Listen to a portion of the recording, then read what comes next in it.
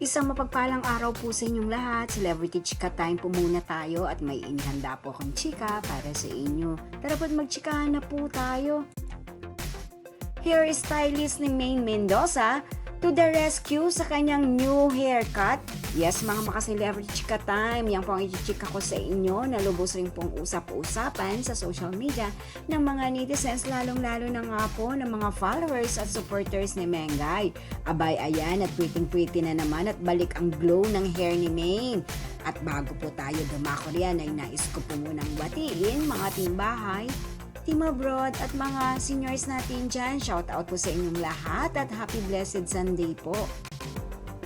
Habang nagbabakasyon nga po sa Japan si Maine Mendoza kasama ang kanyang buong pamilya, ang Mendoza family, ay nagpagupit po ito sa isang sikat na salon sa Japan. And of course, hindi po masyadong nagustuhan ng ating phenomenal star ang kanyang new haircut, kung kaya sa social media ay kanya po itong ibinahagi at siya po ay medyo frustrated at nalungkot dahil nga po sa kanyang new haircut na sumobra po kasi ng igsi. At kahapon nga po ay balik bulaga na nga po ang ating phenomenal star na kung saan nga po ay makikita natin ang kanyang new haircut. Yes po, na kahit anong man po yata ang maging new haircut nitong si Mengay ay bagay na bagay pa rin po sa kanya.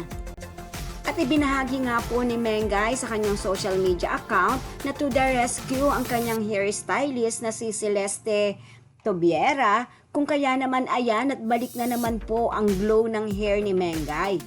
Narito po at panoorin po natin ang short video clip na ibinahagi ni Mengay.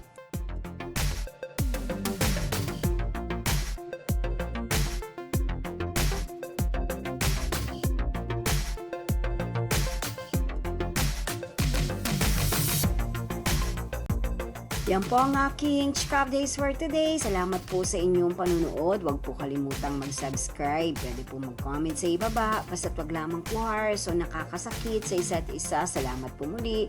Spread love, not hate.